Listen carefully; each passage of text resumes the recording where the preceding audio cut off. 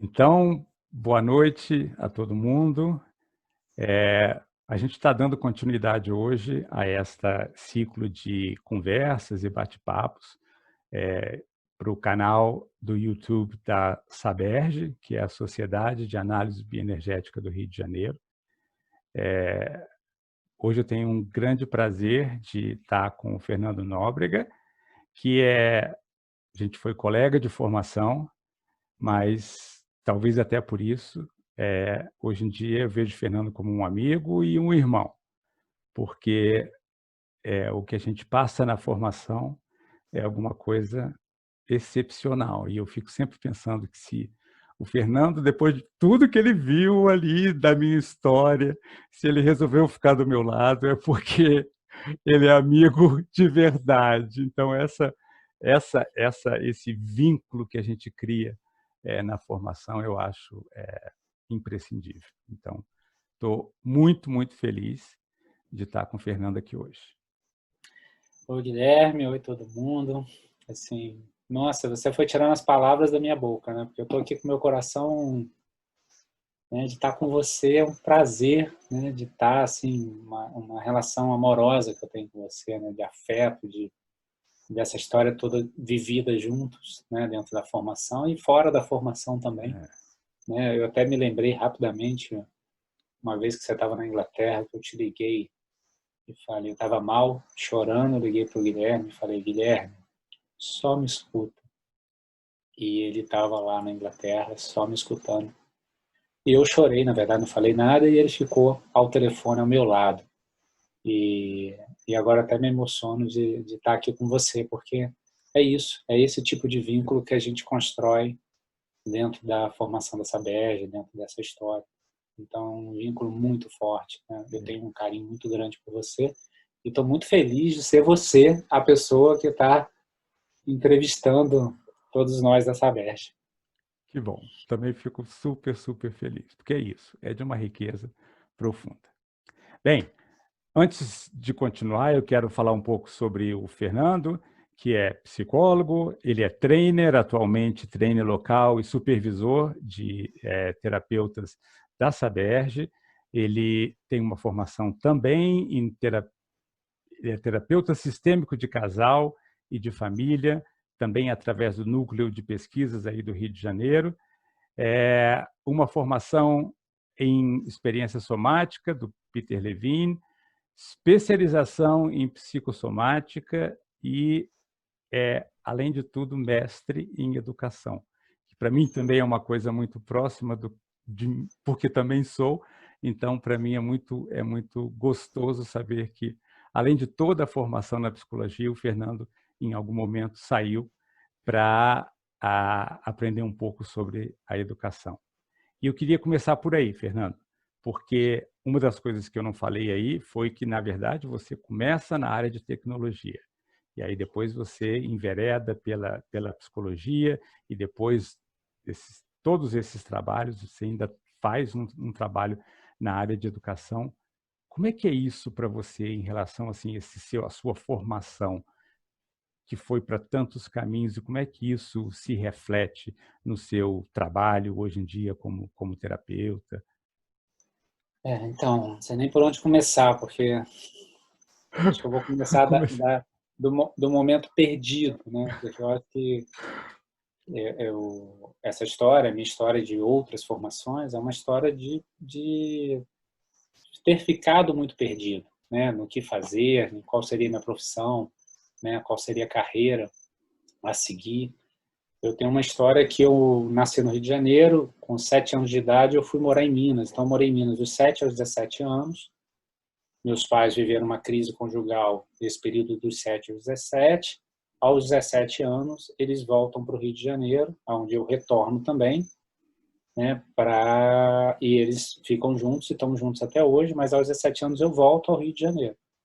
E eu vivi esse período, né, até os 17 anos, 16, 17 anos, muito confuso, muito perdido, né? Parte por essa crise conjugal deles e parte também por toda uma história, né, social, familiar, né, e minha história mesmo, né, de outras gerações, né, dentro da minha própria família. Né, a família da parte da minha mãe é do interior de Minas e da parte do meu pai é carioca do Rio. E eu nunca fui um cara de estudar, né, o aprendizado mesmo, o gosto de aprender, ele chegou muito tardio na minha vida, né, foi quando eu vim para o Rio, aos 16, 17 anos, quando eu entrei no Pedro II de São Cristóvão, né, eu fiz o segundo ano e o terceiro ano do ensino médio lá, ali eu descobri um pouco, não muito, o que era esse gosto de aprender. Né, porque até então, eu sempre gostei de gente, né, de pessoas, de estar nas relações, de jogar futebol, de esportes. Né, eu sempre fui uma pessoa que ia para a escola para encontrar pessoas, nunca para aprender a matéria. Né? Então, eu fui aluno mediano para baixo em algumas disciplinas e alguns anos, mas a escola, né, no interior de Minas, né, tô falando, morei em Barbacena, no interior de Minas, nesse período, uma escola conteudista, né, com essa Sim. perspectiva mesmo do vestibular, então não tinha esse outro olhar para uma pluralidade dentro daquela instituição, e sempre sofri muito com isso, né, durante esse processo todo, mas ao mesmo tempo fui criando, né, a música, né, eu tinha uma banda, tinha o esporte, o futebol, tinha a dança, depois mais tarde chegou na minha vida, então eu fui criando coisas, estratégias para conseguir, mas sempre muito perdido em relação a aprender, a ensinar, né, em relação ao que eu quero ser. Eu lembro que no ano do vestibular todo mundo sabia o que queria ser, né, e eu não tinha a mínima ideia do que eu Mas é queria ser. interessante que isso também não te impediu de entrar numa das escolas que é de grande prestígio no Rio de Janeiro, que é o Pedro II, né? Mas na época, quando eu entrei, tinha um sorteio, mais ou menos assim, porque eu vim de transferência, eu entrei no segundo ano do ensino médio, Sim. lá na escola, nem fiz prova, talvez se eu fizesse prova eu não entraria, não tenho a mínima ideia se eu passaria naquela prova, mas porque você está vendo, eu me perdia no quarteirão da minha casa, aqui no Rio de Janeiro, né? Eu saí de uma cidade do interior para vir para o Rio, então às vezes eu saía, virava o quarteirão, não sabia como é que chegava em casa, né? Tinha uma estrutura, né, e falando diretamente para o público da análise energética esquizoide, né, então de alguma forma eu estava muito perdido, né, tanto corporalmente, né, de não ter muito corpo, e também dessa definição de caminhos de história. E aí, como todo mundo faz, né, eu gostava de física, matemática e química, que eram as matérias que eu mais me dava bem, eu fui fazer a área tecnológica Claro. e fui buscar sem muito prazer naquilo, mas fui fazer. E fiquei sempre muito perdido. Fiz prova para engenharia química, depois fiz técnico e tecnólogo em engenharia de telecomunicação no Cefet, fiz federal de química, mas nunca tinha me encontrado, não achava. Até que um dia, quando eu já estava fazendo a telecomunicação no Cefet, começou a época dos estágios, né? Você tinha que fazer o estágio, e eu fiz estágio na Telerge Celular, que foi a primeira empresa de telecomunicação, Telecomunicação. né, no Rio de Janeiro. Né? E antes disso, eu trabalhei na Telerge, que era ainda não privatizado.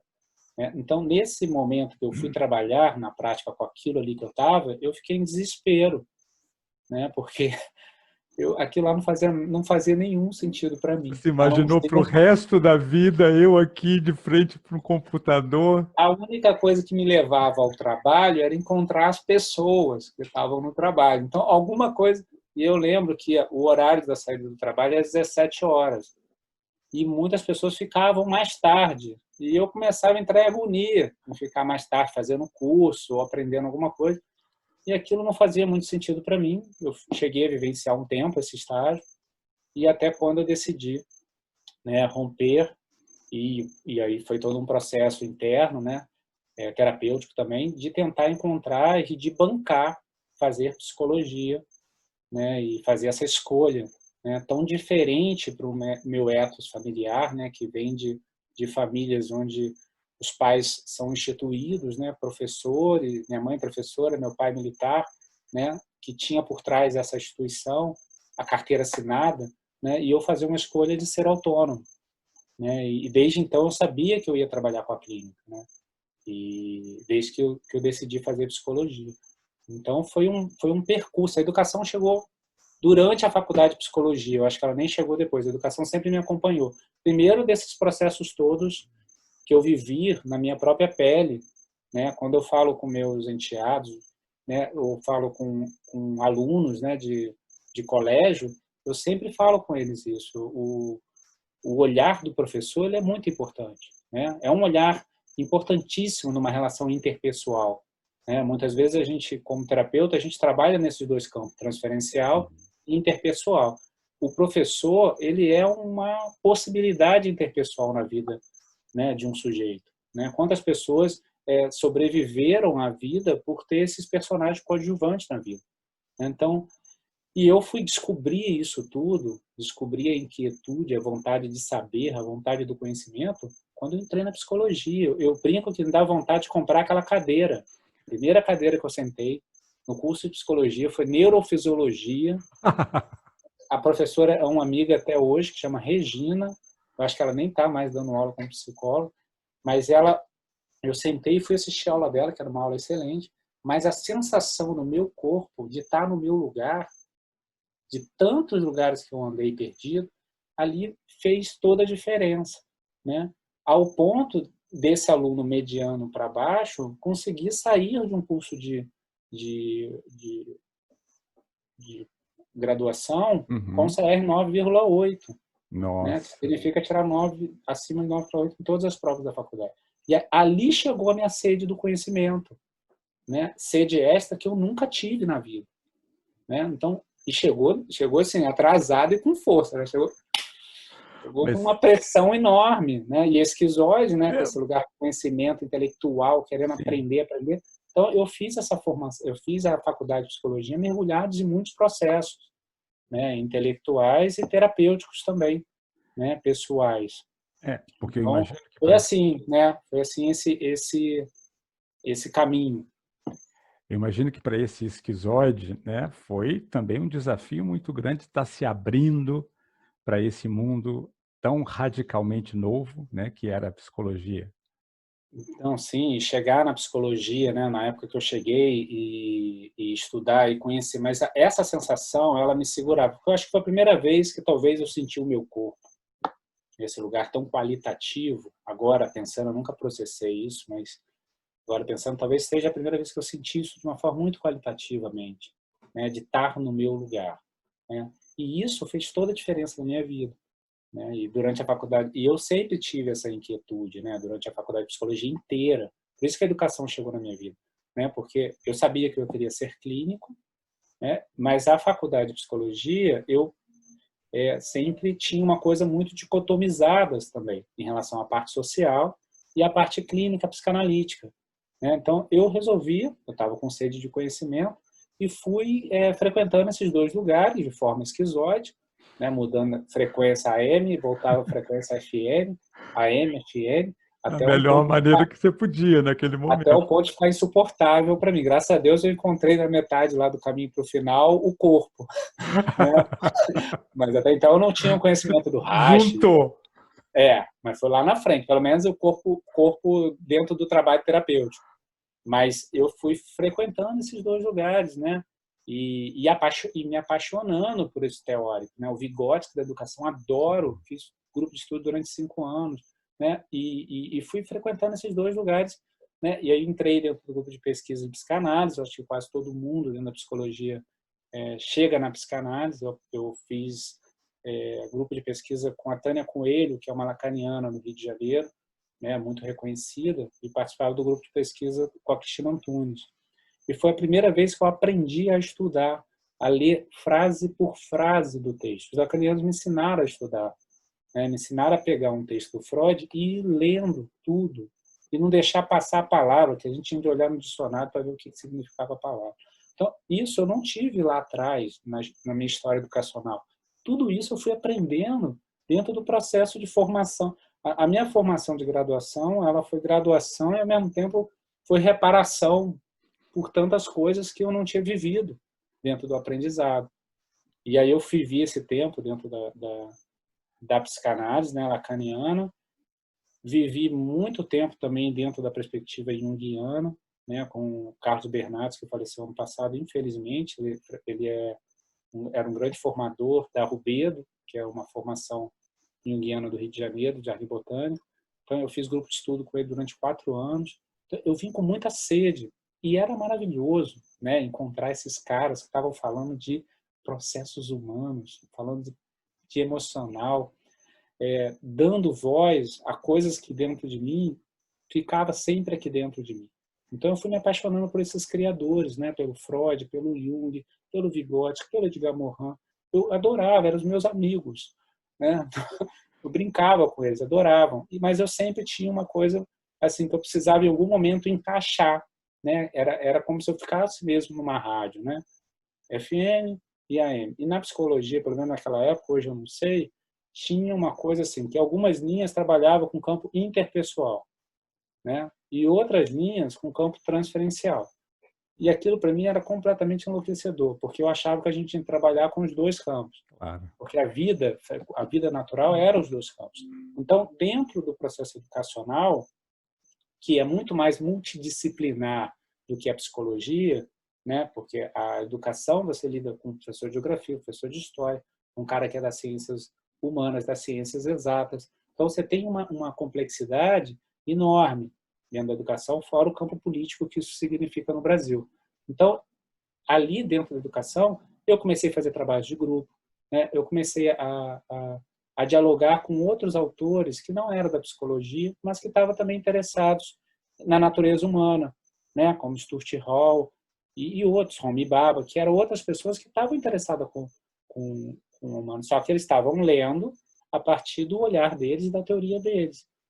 E isso me encantava muito, né? Eu ficava muito apaixonado, mas ao mesmo tempo a minha esquizoidia é muito forte, porque eu ficava muito no campo intelectual.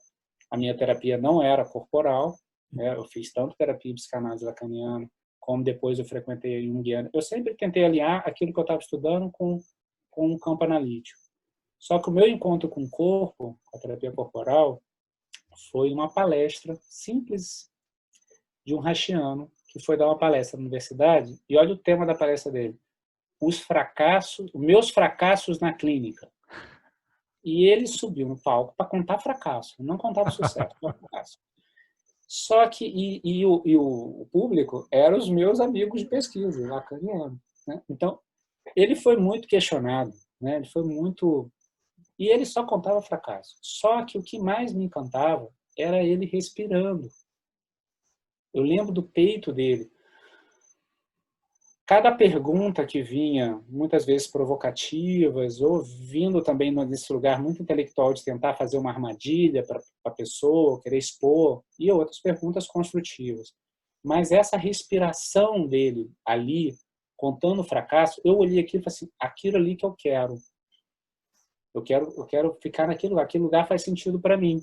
E até então, a clínica que eu vivenciava dentro da faculdade era junguiana e a psicanálise, porque eu fiquei frequentando esses dois grupos de estágio supervisionado dentro da faculdade. Não tinha dentro da faculdade um estágio supervisionado corporal, mas, ao mesmo tempo, abrir espaço para essa palestra. Por isso que quando me chamam para dar palestra em qualquer faculdade, pode ser lá em Nova Iguaçu, em qualquer lugar, eu vou, já fui, né? Eu vou porque às vezes é uma única oportunidade e eu sempre conto essa história, que o meu encontro com a psicoterapia corporal foi uma palestra. E a partir dali, aí eu fui me mover para mudar minha terapia, né? Eu fui me mover para poder conhecer essa coisa. Eu conheci o Reich, aí fui entrar em contato com os escritos dele, com os livros dele, e aquilo, e o Reich já me fazia muito sentido, né? Porque é um cara muito forte, teoricamente, né? Ele trazia uma perspectiva social muito forte também. Então ele é um cara muito interessante para mim. E ao mesmo tempo estava na clínica. Então aquela minha FM, AM, né? Eu olhava para o Reich e falei, pô, esse cara é interessante. E olhei aquela experiência daquele pulmão que enchia, respirava, e o meu não respirava, esse contraste me falou, opa, deixa eu ver que eu acho que aquilo ali pode ter coisa boa para mim. E assim que eu encontrei a psicoterapia corporal, meu primeiro encontro com a psicoterapia corporal dentro da faculdade. E aí, como é que foi desse momento de aprender a respirar, se mover, mesmo que uma respiração ainda pequena, esse movimento e a chegada até a análise bioenergética? Com muito medo, Guilherme. Apavorado, aterrorizado. Tinha muito medo de abrir mão das minhas defesas, todas elas. Então, assim, eu tenho plena consciência disso hoje. Eu fui procurar a Sabesp assim que acabou a faculdade.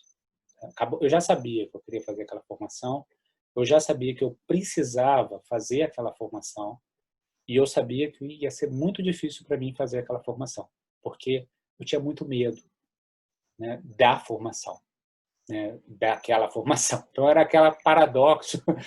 Mas eu fui, e a primeira pessoa que eu encontrei, eu mudei minha terapia para uma terapeuta que era analista bioenergética e fui fazer entrevista. A primeira pessoa que foi me acolher na entrevista foi o Oswaldo Guimarães, né, que não está aqui entre nós mais, mas é uma pessoa que está muito viva dentro de todos nós, né, que foi o nosso trainer durante Que os também 5 anos. dizia que era um esquizoide de carteirinha, né? E era um esquizoide de carteirinha. Ele era uma referência para mim, né? Mas ele que foi, né, esse nosso trainer, mas ele, a primeira pessoa que eu encontrei era aquela figura irreverente, né, com aquela barba irreverente, sentado numa poltrona, com as pernas viradas para o lado. Ele fazia entrevista comigo com a perna assim para cima, jogada para o lado, e eu Esse era o morrendo, Oswaldo.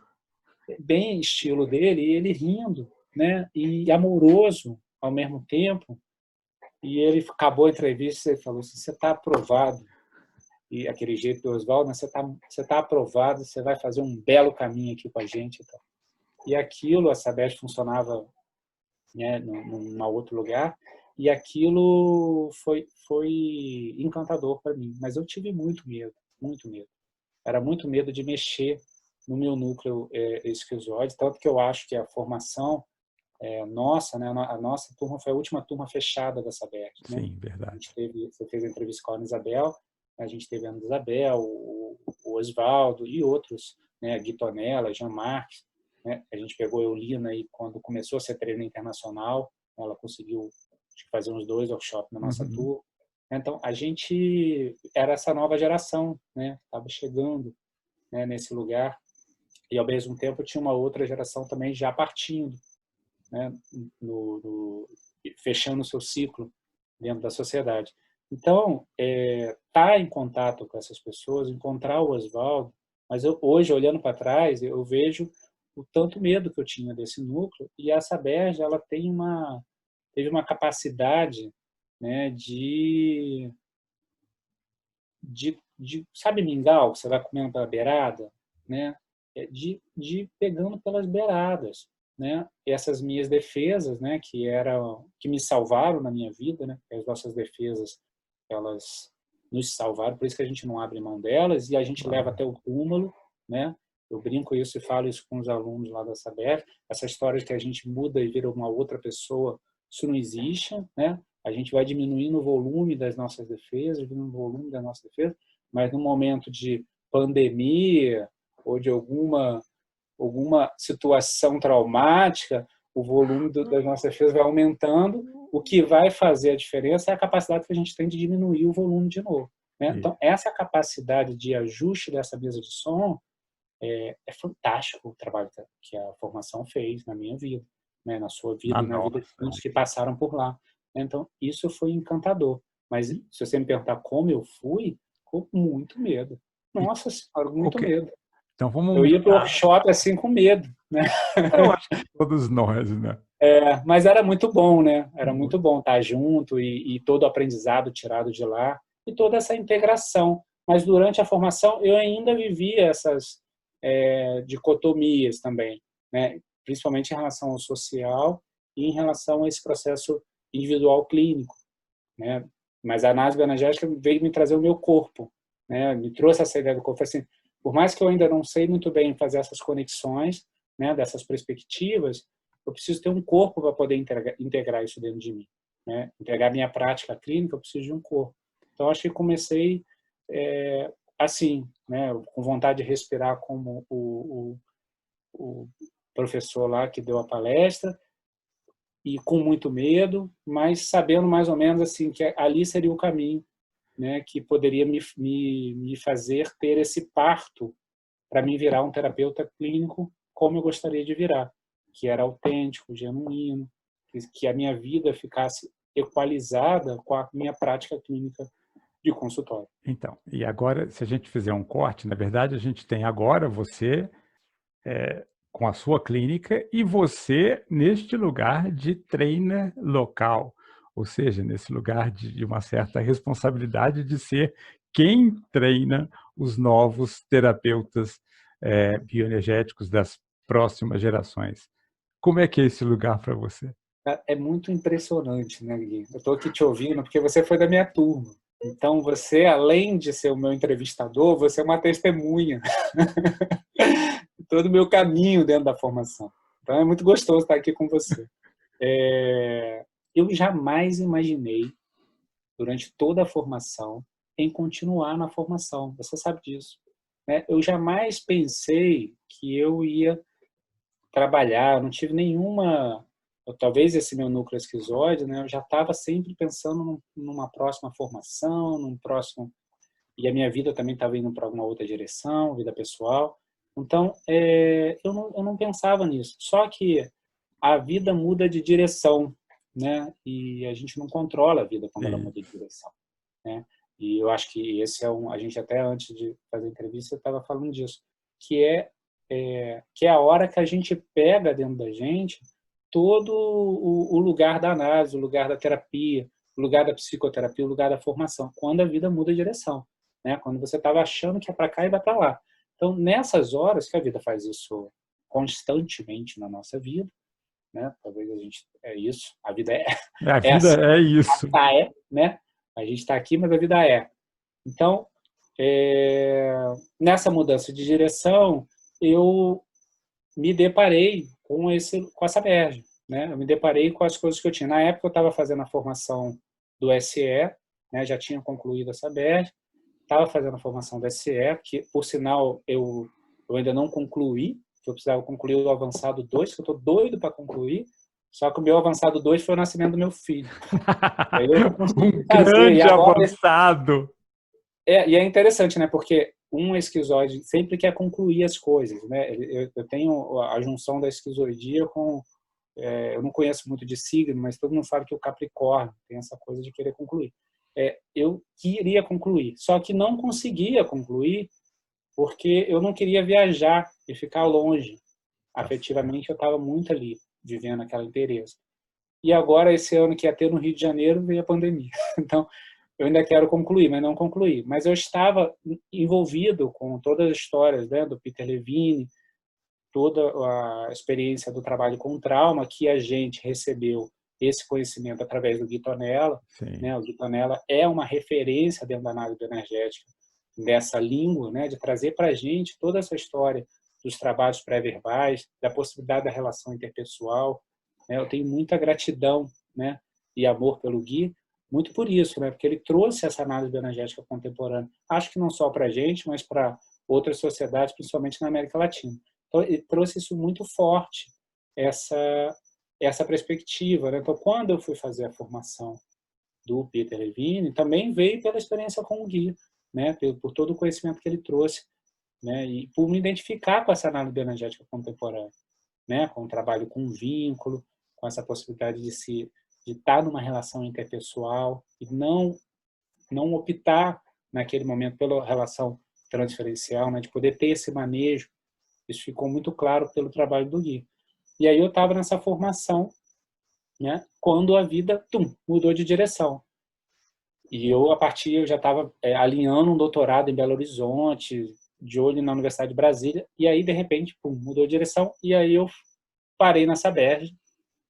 E quando eu cheguei na Saberj, eu fui encontrar o Júlio, nosso amigo Júlio, porque eu estava muito mal, e eu queria estar perto do Júlio. Então eu liguei para o Júlio e falei assim, Júlio, que hora você acaba acaba 8 horas. Assim, então eu vou passar aí 8 horas para te encontrar. Quando eu passei, a Kelly, secretária da Saberj, falou, olha, Fernando, bem-vindo, você veio aqui para se inscrever para ser assistente?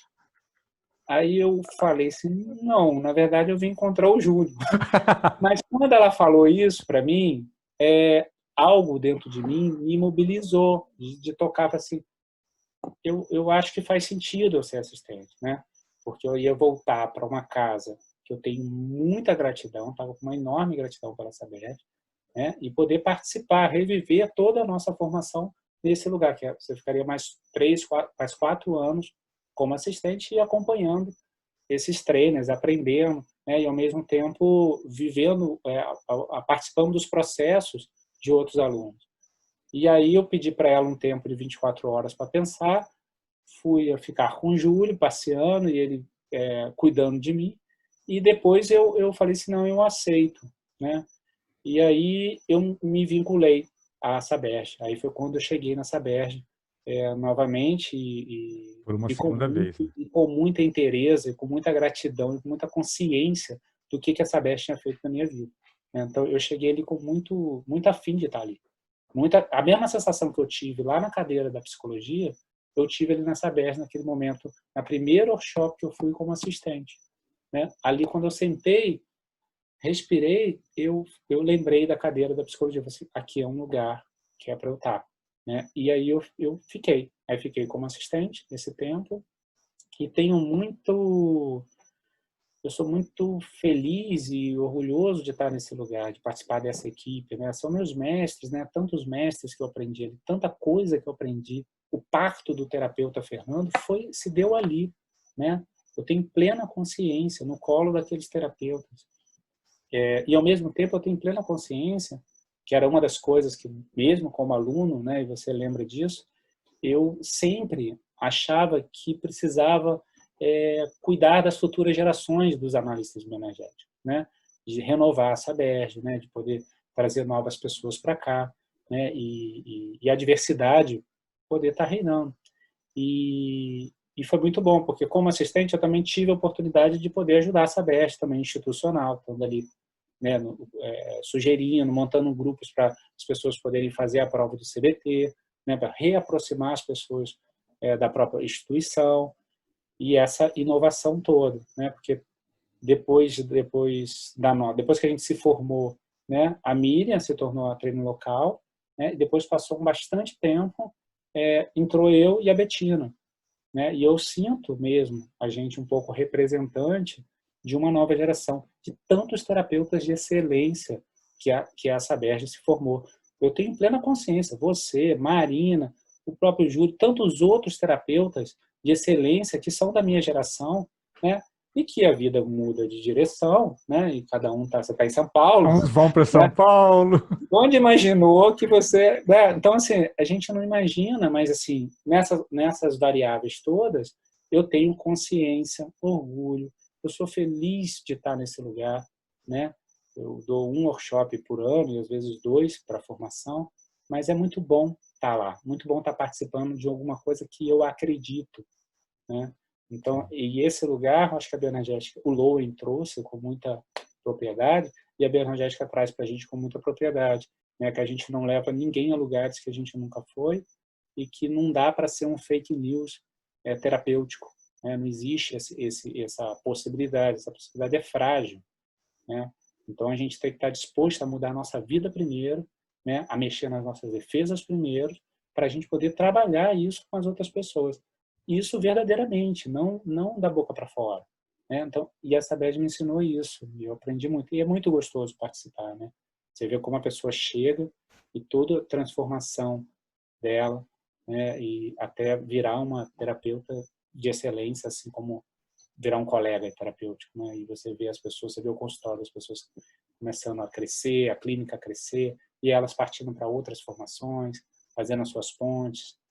É de uma gratidão imensa, imensa mesmo, né? E poder ser professor, né? De alguma maneira, eu estou exercendo essa função de professor dentro da Sabesp hoje, eu não exerço em outro lugar.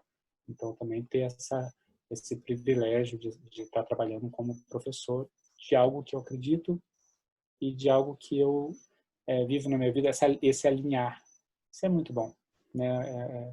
Eu tenho muito orgulho e reconhecimento também com todos esses outros terapeutas assim que me formaram, né? A Isabel, o Oswaldo, né? O Carlos e tantos outros mestres que passaram na minha vida. Né? Às vezes um workshop da pessoa ela já muda dentro da gente, né? E você já consegue ver a diversidade daquele terapeuta. então, e a Elô, né? Então, tantos terapeutas com a diversidade, o Jean Marques, e assim por diante. E assim a diversidade reina, né? E é muito gostoso, é muito bom estar nesse mundo, estar nessa formação. Então, a resposta é que a vida mudou de direção, mas, ao mesmo tempo, foi muito bom. Às vezes, a sensação que me dá é que era para eu estar ali mesmo, né? Eu Tenho brinco que se os certeza. meus projetos tivessem dado certo, eu estava ferrado. Se aquele projeto lá de trás, né, como da tecnologia, eu tinha projetos, né? Tinha ambições, né? Tinha desejos, né? E muitas vezes nossos projetos, se a gente tivesse dado certo, eles iam é isso. Quando a gente vai trabalhar emocionalmente, terapeuticamente, parece que as coisas dentro da gente vão se encaixando, né? E não só as nossas defesas vão derretendo, mas os nossos projetos defensivos da vida também vão caindo por terra. Mais ou menos assim que eu fui vivendo na minha vida e vejo isso acontecer na vida das pessoas. E já que você falou tão bem de projetos e transformação e mudanças na vida, eu queria que você falasse um pouco sobre esse grande projeto que é ser pai. Pô, O que agora que você isso... pegou, pegou Até forte. porque, até porque isso tem implicações, imagino, também para a sua própria clínica, e acho que é um aspecto interessante para os ouvintes entenderem o que é Eu, ser pai e depois como isso afeta o seu eu, trabalho terapêutico. eu, quando nesse processo de ser pai, eu estava fazendo a formação do Moisés Grossman, né? Eu fiz 5 anos dessa formação do Moisés Grossman, Em terapia de família e terapia de casal. família, abordagem sistêmica, né? Tenho muita gratidão por ele, né? Por todo o aprendizado, né? Ele tem lá módulos para a gente sempre voltar e fazer a formação, então é um grande mestre, né? Que está se inovando, né? Está sempre se inovando, sempre estudando, então foi um grande aprendizado, né? Nessa abordagem sistêmica familiar. Eu estava lá participando do processo das formações, né? De terapia de família. Então, o ser pai, para mim, né, eu estou falando disso porque foi quando fundou a minha família, né? Eu fundei a minha família fazendo uma formação de terapia de família e de casal, né? E nesse processo lá da formação, ele também era parecido, que tem uma parte teórica e uma parte vivencial. E as minhas escolhas sempre ela paira um pouco por aí. E ao mesmo tempo você começa a entender de qual lugar que você estava e para qual lugar que você deseja ir, né? Eu até brinco, assim, o Uber não vai me buscar aqui se eu não colocar qual endereço que eu tô, né? Eu não tenho como, né? O Waze não vai me levar se ele não saber onde me buscar. Então, eu preciso saber que lugar que eu estou, né? E a formação em abordagem sistêmica familiar, ela me deixou muito claro que lugar que eu estou dentro dos meus sistemas familiares, né? Dentro dessa força familiar. E naquele momento, eu estava nesse movimento de querer ser pai. Mas antes de ser pai, eu fundei a minha família, porque eu sou casado com a Cíntia, tenho 2 enteados, Jonas e Daniel. Na época, um tinha 7 e o outro tinha 11. Né? Hoje, um tem 18 e o outro 14. Então, eu fui padrasto antes de ser pai.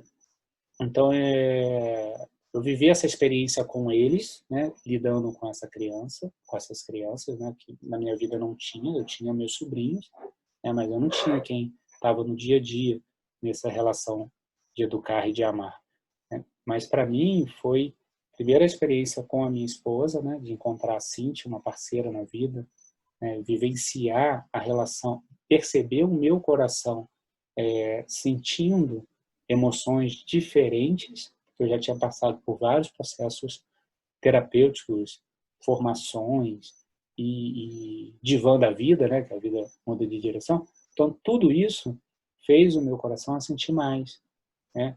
Então, a qualidade do sentimento, a qualidade do afeto, tudo isso, antigamente eu não sabia que tinha essas diferenças, eu não sabia nem o que era sentir direito, né? Então, imagina saber que existem diferenças qualitativas, que esse tipo de amor, né, diferente. Então, eu não tinha essa noção.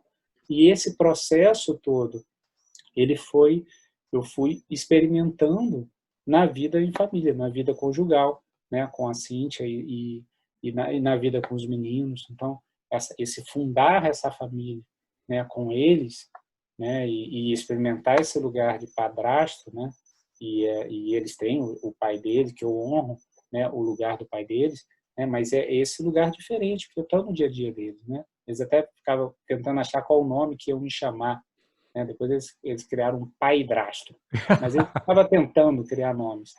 Mas assim, não importava o nome, importava essa relação amorosa, afetiva que eu tinha com eles. São dois garotos fantásticos. E aí veio esse projeto conjugal de ter um filho, né? E aonde a gente teve a felicidade de ter um parto domiciliar, né? Com as crianças participando.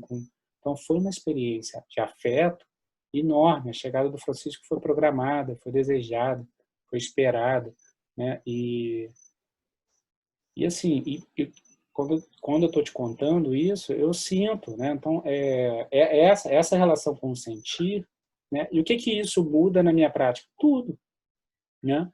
Primeiro que veio junto com a formação de abordagem sistêmica e familiar, né? Que eu já estava ampliando, né? Essa coisa dos sistemas familiares, que para mim tinha algo de integrar toda aquela perspectiva dentro da faculdade social, né? De poder juntar isso, porque a abordagem sistêmica familiar ela amplia. O primeiro núcleo social nosso é a nossa família, né? Então, de alguma forma, eu ampliava a perspectiva sem precisar dissociar, sem precisar romper, eu só ampliava a lente, né, de visão, que uma coisa não era contraponto a nada, não tinha nenhum contraponto ali, né? Então eu ampliava a visão, né? Então tinha o axioma do corpo, né, de você ser o seu corpo, e tinha um axioma de saber dessas forças familiares que tem dentro da gente mesmo. E se a gente não olha para isso, isso nos determina mesmo, né? E mesmo que eu ignoro, isso está presente mesmo. Então isso foi muito rico. Então eu vivi uma qualidade, estava vivendo uma qualidade de experimentar o amor, o afeto, que eu nunca tinha vivido na minha história, que eu lembro, né? Na minha vida. Então foi a hora que a minha vida ela me presenteou, né? Então poder experimentar na minha vida o amor, né? O receber o amor e o dar amor, né? Que é a perspectiva, né? do trabalho terapêutico. Então eu pude viver isso na minha vida e ainda vivo isso na minha vida, né? Com os meus enteados, com a minha esposa e com o meu filho Francisco, que modificou completamente a minha vida, essa experiência de ser pai, padrasto, né? Esses dois lugares, né? É algo que eu não tenho nem palavras para dizer, mas é um amor imenso. E na minha clínica mudou várias coisas, mas veio junto com essa experiência pessoal, mas também veio com essa experiência da abordagem sistêmica familiar, da Núcleo, né? Que foi entender que as pessoas têm ciclos de vida diferentes, né? Entender que eu não posso cuidar de alguém que está num ciclo onde acabou de chegar um filho com uma pessoa que está em outro ciclo de vida se aposentando. Então, eu não posso me dissociar desse ciclo da vida das pessoas. Eu tenho que compreender esse ciclo, entender que a vida é feita de ciclo, né? Que de alguma maneira os avós eles falecem, né? Dentro do núcleo da família, se tudo ocorre naturalmente. O tema morte vai chegar dentro do núcleo da família. É impossível não chegar, porque ninguém é eterno. Então, essas gerações que vão se passando, né? Essa consciência dessas gerações, a consciência dessas forças que estão presentes. Eu até brinco que você não olhar para essas forças familiares é como se você atravessasse a ponte de Niterói com o retrovisor fechado. Tem chance de você nos esbarrar? Tem, mas eu não aposto nada que você não vai se esbarrar, que a chance maior é de você se esbarrar em alguma coisa. Então, é uma grande riqueza, eu acho que integrou esse trabalho do trabalho corporal, né? Ele me ampliou a visão desse sistema, e muitas vezes são recursos também terapêuticos dentro do próprio trabalho, do processo que a gente tem com os nossos clientes, né? E muitas perguntas, muitas questões que antes eu não fazia e agora eu faço, né? Eu tenho plena consciência que as pessoas morrem, né? Que a vida é finita, né? Então eu não posso ficar acima do bem e do mal, eu preciso estar trabalhando ali dentro do campo interpessoal mesmo, né? Isso o Gui trouxe pra gente, né? Que é esse lugar, porque senão fica acima do bem e do mal. E às vezes a pessoa não tem nenhuma informação sobre a vida dela e a mãe dela tá aí, entendeu? E ela não tem coragem de perguntar para a mãe, mas tem uma relação boa com a mãe. Por que não convidar essa mãe para uma sessão terapêutica para a gente poder conversar sobre a história de vida do seu cliente? Porque senão essa pessoa falece, se seu cliente fica sem nenhuma informação sobre a vida dele. Então, abriu possibilidades dentro de uma clínica muito bacana, né? Para mim, o trabalho com genograma, né? Você poder mapear essas forças familiares e depois você partir para um trabalho terapêutico corporal, né? Mapeado pelo genograma também, né? Então, são recursos, são instrumentos que a gente, como terapeutas, a gente precisa disso, de ferramentas para trabalhar. E esses grandes criadores, nossos mestres, né, que se voltaram para cada um se volta para uma criatura, né, a história do Freud, Reich, do Jung, cada um se volta para uma criatura, né, e porque não dá conta, né, de se voltar para mais de uma criatura. Então cada um volta e a gente aprende com eles, né? E dentro de uma sala cirúrgica eu preciso ter a tecnologia possível para mim operar, né? O cirurgião ele precisa lá, se aparecer um bisturi que tem uma ponta um pouco para lá e que para ele vai facilitar, ou uma tecnologia que ele não precisa nem abrir lá a pessoa para operar, ele vai estar se inovando e criando isso. E a gente faz de forma diferente, a gente está trabalhando com o emocional. Então, todas as perspectivas que venham a contribuir, né, aquele trabalho que você tem muito sedimentado em você, não só por uma teoria, mas por uma transformação da sua vida e pelos axiomas que você não abre mão, isso é muito bem-vindo. São Então, bem-vindos. chegou nessa hora, né? Então, para mim, ser pai chega junto com a abordagem sistêmica familiar e para mim é lindo, né? Tem uma história engraçada que eu encontrei o Oswaldo, quando eu fiquei sabendo de ser pai, eu liguei para o Oswaldo e falei, Oswaldo, quero te contar uma coisa e eu queria te encontrar. Aí marquei com ele, a gente foi tomar um chopp, eu e ele. Aí eu falei com ele, assim, eu quero te contar que eu vou ser pai. Aí ele levantou daquele jeito dele, me deu um abraço. E aí o Oswaldo tem aquelas frases, né, que ele gosta de... Aí ele falou assim, Fernando, o mundo divide entre as pessoas que são pai e mãe e as que não são. Aí ele mandou essa frase para mim e me deu um abraço tão gostoso. E é isso, entendeu? É riquíssimo, riquíssimo ouvir um grande mestre te abraçando e te legitimando, né, nesse Claro. lugar do pai. E aquele cara que conheceu a gente, que foi o primeiro que fez a entrevista da Isabel comigo, né? E que me conheceu apavorado pela vida, apavorado de estar ali, né? Então, é lindo e rico. Da mesma forma que você foi aprovado para entrar no curso, ele agora, naquele momento, te dava... Naquele momento, Você ele está estava assim, aprovado, você vai ser um bom pai. Que isso é lindo, lindo, né? É lindo. lindo. Isso você faz no vínculo, na relação. Claro.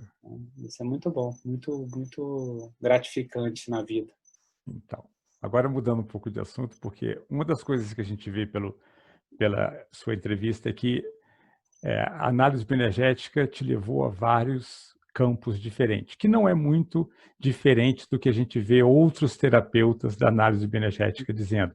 Essa possibilidade de criar pontes é muito clara. E recentemente eu vi você numa live falando sobre dança, sua primeira, que certamente não será a última, e falando sobre a sua paixão pela dança de salão, pelo forró, que é uma outra dessas pontes que você criou para o seu trabalho terapêutico. Então, acho que seria importante você também falar um pouco aqui também sobre o que a dança, da importância da dança na sua vida. Para mim, a clareza teórica da coisa da dança, ela veio muito junto com a formação da experiência somática, né? Porque eu acho que é uma grande ferramenta para trabalho com estresse pós-traumático, né? E isso ficou muito claro para mim durante toda a formação e durante toda a terapia que eu vivenciei, né, dentro do SE.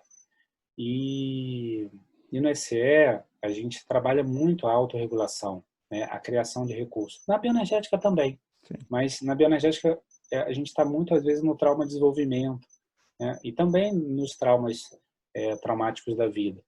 Mas como a formação do SE estava lá muito focada no trauma, no estresse pós-traumático e vários tipos de trauma, né, porque a formação toda você vai vivenciando e aprendendo a diversidade de tipos de traumas que a sociedade, que as pessoas podem viver, né? Tsunami, perda de alguém perda de um ente querido, tragédias, afogamentos. Então, são várias situações traumáticas, e essa ferramenta com essa potência para conseguir tirar a pessoa de uma rede traumática, né?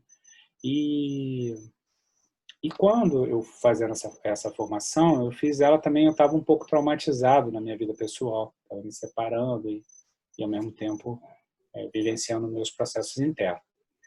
A dança, eu entendi ela como um recurso terapêutico. E aí eu fui entender o recurso terapêutico que o Peter Levine fala, né, e que o Gui falava para a gente dentro da formação da Sabesp. O Gui foi o primeiro que trouxe essas teorias, tanto do trauma, tanto do Levine, tanto do Borges, né, tudo isso que eu fui aprofundar dentro do SE, dentro da formação, o Gui já tinha mastigado para a gente. Mastigado e vivenciado atendendo a gente. Né? Então, quando eu vivenciei isso, me deu muita clareza, né? Por exemplo, como é importante a gente ter espaços terapêuticos na vida, né? Recursos que não nos deixam na experiência traumática e que nos tira da experiência traumática. Porque essa autorregulação que hoje a gente está vivendo, por exemplo, nesse período de pandemia, onde está todo mundo tentando se autorregular, esses recursos que a gente tem pela vida, eu lembro que da minha história era o futebol, a dança e a música, né? Eu tinha banda. Então, essas três coisas eram coisas que são ainda hoje recursos para mim. Né? Então, e são coisas que me ajudaram no processo de sobrevivência na vida, né? E hoje eu posso resgatar essas coisas para me ajudar no processo de autorregulação, no processo de uma saída de uma experiência traumática. Porque o trauma, ele tem duas características muito fortes, né? Que é a fixação e a repetição. A gente fica fixado e repetindo aquela experiência e a gente pode passar 10 anos nisso, né? Preso, né? Os americanos têm pesquisas que mostram que a segunda maior dor é a dor da separação conjugal. E a primeira seria a perda de um filho, porque inverte a ordem natural das coisas. De tamanha dor que é a separação. E tanto que a gente trabalha com isso em terapia, em crises conjugais, né? em as pessoas se divorciando. Porque são tantas emoções envolvidas que às vezes a pessoa não consegue encaixar essas coisas dentro dela. Né? E a terapia ajuda nesse processo de encaixe. Então, a dança na minha vida, ela é um grande recurso. Né? Ela é um espaço terapêutico. Ela me acompanhou, né, que eu falei lá na live, né, de 17 aos 18 anos, e ela sempre foi um lugar de me ajudar a vitalidade. Né? Mesmo sem vontade, eu ia dançar quando eu estava mal.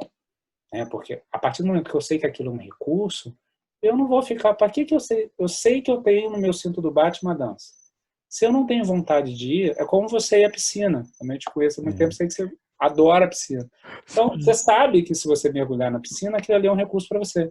Para mim, era dança. Então, muitas vezes eu ia dançar. Eu lembro uma vez que eu estava mal, entrei no Jaime Arocho, peguei uma daquelas meninas e falei assim, quanto custa 3 aulas sua? Ela falou, tanto. Aí eu paguei para ela e dancei 3 horas com ela.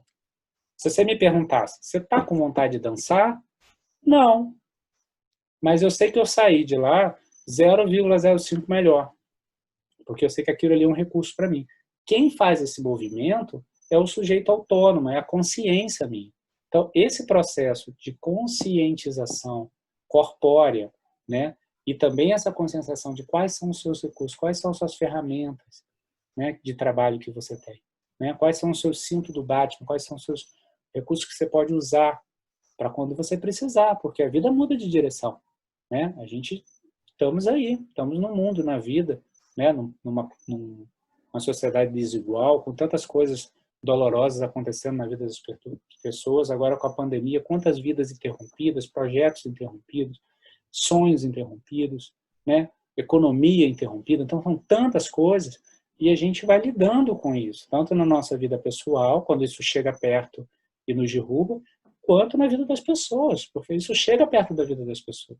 Né, e derruba, e às vezes a gente precisa ajudar essas pessoas, as que têm recurso, resgatar, as que não têm, construir, né? Tem um filósofo francês que é o Bourdieu, que a educação foi um presente Sim, também da educação, você deve conhecê-lo muito sim, bem, claro. né, que me trouxe. E o Bourdieu me encaixou um conceito dele de ethos, né? Se você não tem na história da sua família, e quando a gente faz o genograma, a gente percebe isso muito bem. Você pega uma família de uma pessoa, não tem ninguém com ensino superior completo. Aí pega a minha, enfim, todo mundo com ensino superior completo. Eu e ele vamos prestar vestibular juntos. A força familiar daquela pessoa, o valor da educação não existe. Ele tem que pôr muito mais potência para conseguir se dedicar, estudar, do que eu que tenho uma força familiar dizendo é para você, é direito seu, né? Então, muitas vezes a gente não tem esse direito e eu preciso construir. E às vezes o lugar terapêutico é um lugar de construir esse direito, né? Porque a pessoa não tem direito de pedir ajuda, né? A gente trabalha tanto isso na análise energética, né? Eu preciso de você, né? Eu não preciso de você, tá no colo de alguém. Nossa, os colos, né, dos nossos terapeutas, né? Então, é um direito de receber afeto, isso tudo a gente está resgatando. Tem gente que teve um pouco mais, tem gente que teve um pouco menos, tem gente que não teve nada, né? Então, mas tudo isso a gente vai aprendendo e isso vai servindo como recurso. A dança é fantástica, porque ela traz o corpo, a consciência corporal, né? Traz esse aprendizado com o corpo mesmo. Para mim, a dança era um recurso e que, para mim, graças a Deus, foi um contato, né? Para mim, relação interpessoal, para mim ter coragem de me aproximar de alguém para chamar para dançar, né? Trabalhar a minha timidez. Lembra do esquizoide, né? Aí lembra desse esquizoide dançando? Era eu, entendeu? Então, assim, a pessoa estava dissociada, né, de alguma maneira, com os seus próprios sentimentos, mas sensíveis e interessados em sentir, mas ao mesmo tempo com medo desse sentimento. Então, chega na dança, te permite, tem um modo de pensar e agir daquele grupo que vai te permitindo estar ali naquela, essa identidade grupal. Tudo isso é terapêutico. Por mais que não seja psicoterapêutico, é terapêutico. Eu, nos workshops que eu dou, tanto na Sabesp quanto fora da Sabesp, que eu dou workshop também com clientes em outros lugares, a dança sempre, se for possível, eu trago, porque é algo para mim que faz um sentido, né? E eu vejo muitas vezes dentro do workshop como ela modula o workshop nesse processo de você de um lugar denso e às vezes quando você precisa respirar e aí você traz a pessoa para um lugar, né, da potência, da energia, do lúdico, né? A capacidade de você resgatar isso de alguma forma e fazer essa pendulação para você não ficar numa experiência traumática, né? Não ficar ali na densidade. A densidade ela é para visitar, né? A gente precisa visitar, mas eu preciso aquilo que o guia nos ensina tanto, fechar a porta do museu, porque se eu ficar só na densidade, eu não dou conta da minha vida, né? A gente não dá conta de viver numa densidade completa, né? Então é importante eu ter essa autonomia de fechar a porta e essa modulação, essa mesa de som, ela vai funcionando. A dança, para mim, ela é espetacular. E é assim, eu vou experimentando também outros tipos de dança, mesmo que eu não tenha muito talento para elas, né? Até falei isso lá na live, eu fui fazer dança contemporânea. Não é verdade. O que eu escutei muito claramente é que você é muito talentoso. Na dança de salão, pelo tempo e pela insistência, né? Eu acho que eu sei dançar, né, forró e samba, mas pela dança, pela insistência e pelo tempo. Agora, as outras danças que eu vou experimentando na vida, como a dança contemporânea, é tudo muito recente, né? E é uma área muito... E para mim, o mais gostoso é o respeito, o cuidado dos professores, né? São bailarinos, né? E muitas vezes eles estão lá fazendo alongamento com a perna lá em cima, dando knock em cima, né? E eu ali iniciando, né? Iniciando naquele processo e com nenhuma pretensão de ser um dançarino, um bailarino, mas porque aquele espaço é um espaço terapêutico, né? Diante de todos os meus processos corporais, eu descubro o que aquilo ali, efeito que faz para mim. Por exemplo, eu como terapeuta corporal, eu experimento coisas que levam o corpo, stand-up, tudo que leva o corpo, boxe, muay thai, jiu-jitsu. Eu lembro que teve um ano que eu decidi experimentar várias coisas diferentes, fazer o menu degustação, que era isso, experimentar várias coisas diferentes para me entender como é que aquilo ali, qual é o efeito que aquilo ali tem Claro. no meu corpo, até para quando eu tiver um cliente e ele precisar, eu perceber, por exemplo, stand-up. Stand-up, você fica em pé na prancha quando você está com a atenção voltada para os seus pés, em contato com a prancha, e com o olhar para o horizonte. Se você está traumatizado, você não fica com os pés no chão e fica com o olhar restrito, porque você está dando volta na experiência traumática. Então, uma pessoa traumatizada que vai fazer o stand-up, caso ela se arrisque, ela obrigatoriamente ela vai fazer esse exercício de ampliar a visão, para ela conseguir ficar em pé na prancha. Fora surrender. Vai estar caindo na água, né? Vai estar o tempo todo caindo. Tem hora que você vai ter que rir, de né? Porque entrega. o tempo todo você está caindo na água e nadando para poder subir na prancha e cair na água. Então, isso é uma experiência, né, que eu estou dividindo com você. Né? Não é uma ideia. Então, a análise bioenergética me ensinou isso. A experiência, ela tem a ver com a ação, né? Uma ideia, ela é uma ideia só, né? Ela não é a realização dessa ideia. Então, é muito bom a gente experimentar, para mim conseguir perceber qual é o efeito que isso dá, né? O que passa aqui dentro de mim. E a ação, ela é muito importante, ela é o produto final, né, do processo terapêutico. Você poder agir na sua vida, você conseguir transformar a sua vida, né? Porque ninguém controla o que pensa e o que sente, né? A gente nem é responsável pelo que pensa e o que sente, e sim por aquilo que a gente faz. Então, a terapia ela é uma oportunidade de você poder trabalhar isso, né, e abrir possibilidades de ação na vida. Então, para a gente terminar, você falou muitíssimo bem desse lugar de acolhimento que o paciente tanto precisa, desse colo barra acolhimento. E eu fico imaginando esse momento que também a gente já tocou aqui, que a gente está vivendo, que é certamente um momento traumático. O que você tem percebido que tem sido importante nesse seu lugar de terapeuta para ajudar essas pessoas a passarem da melhor forma possível nesse momento de pandemia? Eu acho que tem algumas coisas. Primeiro, o acolhimento. Eu acho que é tempo de maternagem, né, de afeto, disso, né, da gente poder acolher. Acolher o outro, estar junto com o outro verdadeiramente, afetuosamente, né? Até eu falei isso na live, né, que a palavra isolamento social. Muitas outras pessoas já falaram isso.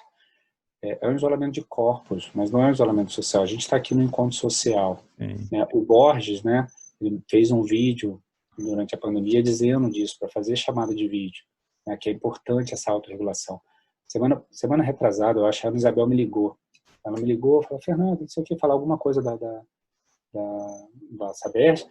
E quando ela me ligou, bateu uma saudade dela. Eu falei assim: Ana, dá para você passar para o vídeo? Ela passou para o vídeo. Quando eu olhei para ela, na hora, e ela também, a gente se acalmou só de olhar. Eu falei assim: agora fala. Porque aí tinha um afeto. Então, isso. Esse exemplo, né, de entrar uma ligação e a ligação for ser transformada em vídeo. Eu vivi uma coisa pequena, mas eu acho que talvez pelo isolamento, por tudo isso que a gente está vendo, isso ficou muito, apareceu muito para mim. Então, é o acolhimento. Eu acho que é lembrar as pessoas dos recursos que ela tem. E se ela não tem, tentar resgatar na história de vida dessas pessoas, né? O que elas deixou para trás, né? Ou não teve a oportunidade de vivenciar, né? Quantas pessoas queriam dançar, por exemplo, né? Como no meu caso a dança, nunca teve oportunidade, ou não dava tempo, ou fez balé lá no início dos anos 80, dos anos 70, e depois não olhou mais para isso, foi ficando longe, né? E agora poder resgatar essa história, né? Resgatar esse instrumento que sempre quis tocar, mas nunca tocou, nunca se dedicou. Então, são coisas pequenas que cada um... O mais importante é isso ter um sentido, porque o sentido ele é individual e intransferível. Então, tem que ter um sentido para aquela pessoa. Mas estimular esse cliente a procurar esses sentidos na história de vida deles, né, na história familiar, né? Teve uma cliente minha que ela começou a tocar piano, e ela tinha um piano em Olha casa que que ela lindo. nunca tinha encostado no piano, e tem uma geração por trás de mulheres que tocavam piano, e ela não tinha tocado no piano. E nesse momento ela resolveu começar a tocar o piano. Isso fez uma diferença, porque ela trouxe afetivamente toda uma história né, por trás, para aquilo ter um sentido que é completamente diferente, né, para cada pessoa. Então, eu sinto que é isso, é acolhida, é buscar as pessoas, explicar para elas, né, que o processo terapêutico também é um processo educacional, né, de você poder ensinar, construir etos, né? Se a pessoa não tem dinheiro, você tem que falar para ela, olha, você não faz isso porque você não tem um direito disso, né? Isso não foi lhe dado. Vamos olhar para a tua história familiar, vamos olhar para onde está isso, onde está essa relação interpessoal, né? Então, isso também a pessoa começa a poder construir e ser esse olhar, né? Esse olhar do outro que olha. Eu tive uma professora que veio desde da psicologia, me acompanhou no mestrado, me acompanhou na pós-graduação, e eu brinco que ela foi uma terapeuta para mim, que ela acreditava em mim, uma vigotskiana, né? Eu estudei Vygotsky com ela, e ela acreditava em mim, e ela era isso, né? Então, resgatar essas histórias, né? Fazer esse olhar, por exemplo, da professora, né? Esse olhar terapêutico também é um olhar educador, né? De você poder olhar e acreditar na potência daquela pessoa que está ali, né? Então, e reconstruir, buscar essas histórias passadas. A pessoa já tem, né, recursos, ela exercer, porque às vezes a experiência traumática faz você ficar, né, no noticiário ou ficar preso em outras coisas, e aí você não consegue fazer o seu exercício físico que é tão importante para você, você não consegue tocar o seu violão, você não consegue